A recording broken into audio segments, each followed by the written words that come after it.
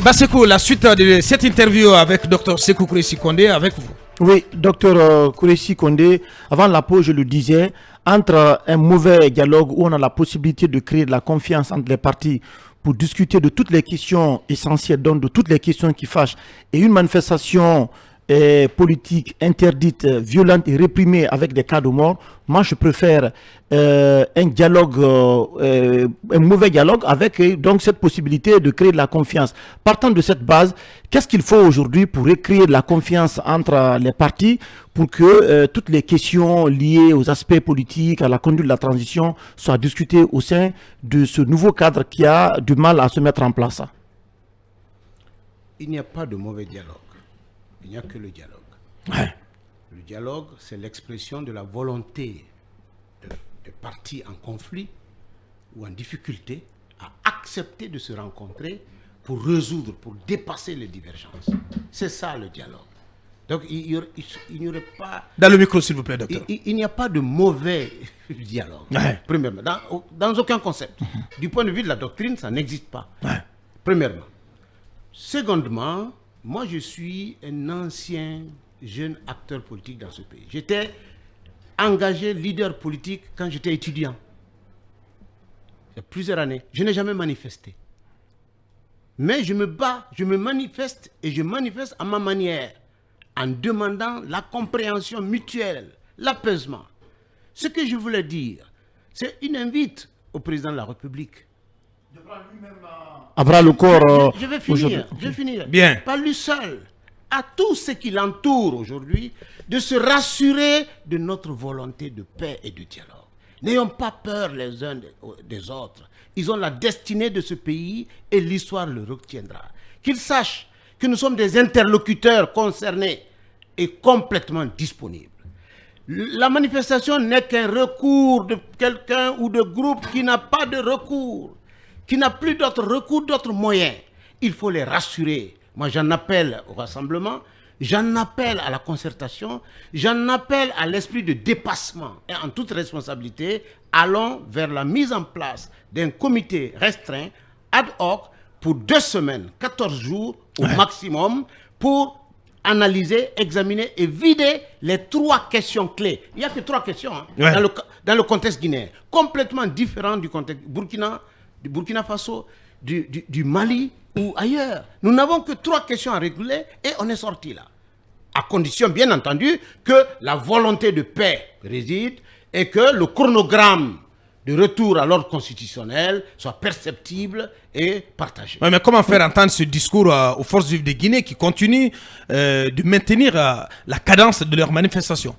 Moi, j'ai entendu les forces vives dire, après l'échec des négociations avec les religieux et d'autres, alors moi je pars de cet échec-là pour leur dire, vous n'avez pas échoué, à condition que vous désignez des négociateurs dans ce cadre, dans ce comité ad hoc, qui viendront porter votre parole, porter notre parole et nos revendications. Ça ne se fait pas avec les armes. La paix ne se construit pas par les armes. C'est-à-dire la peur des armes a une durée plus courte qu'une transition. Parce que psychologiquement, moralement et consciencieusement, on commence à se méfier et à se distancer. Et il faut rassurer le gouvernement de notre volonté de paix et de dialogue.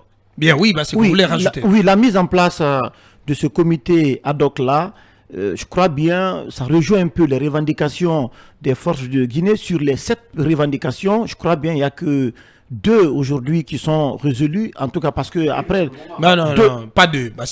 Voilà, une revendication, parce que la levée du contrôle judiciaire n'est pas encore effective. N'est pas encore effective.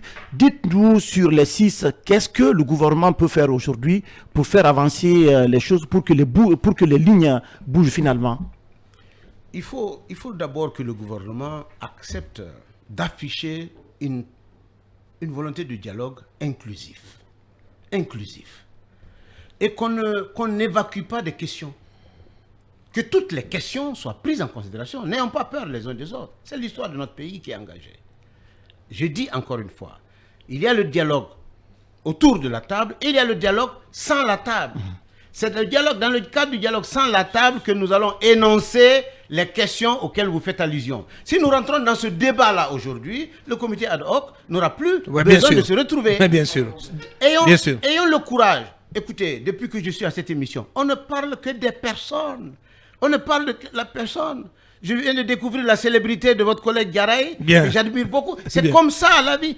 Cessons de parler des personnes, parlons des systèmes. Parlons des cadres qui permettent d'évoluer. Si nous parlons des personnes, on tombe dans l'animalité.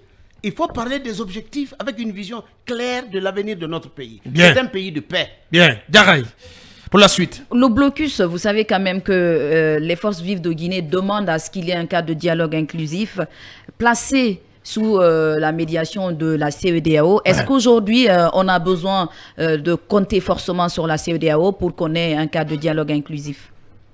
Comptez aussi sur la CEDEAO. Mais moi, je veux des solutions endogènes. Les forces vives, c'est qui?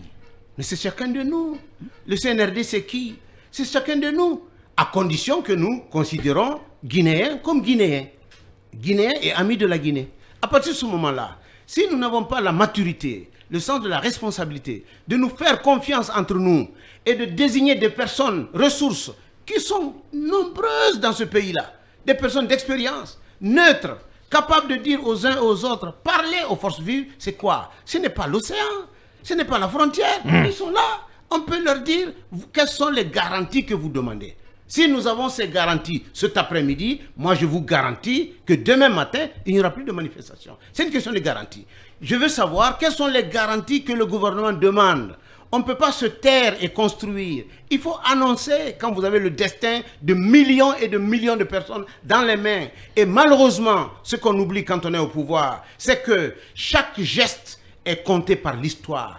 On se fait des amis par jour, autant d'amis visibles et autant d'ennemis invisibles. Pour résoudre ce problème, il faut une volonté de dialogue affichée dans la transparence. Moi, j'étais dans un petit pays, je vais finir avec ça, qu'on appelle le Cap-Vert. Le président du Cap-Vert se promène seul avec son chauffeur. Il descend à un carrefour, les gens viennent le saluer tranquillement. Pas de garde-corps, pas d'uniforme, pas de lunettes. Il est simple. Parce qu'ils ont une spécificité pour leur pays, une manière de gouverner leur pays. La peur des armes amène la frustration, le manque de confiance et la résignation. Ça ne construit pas. Bien.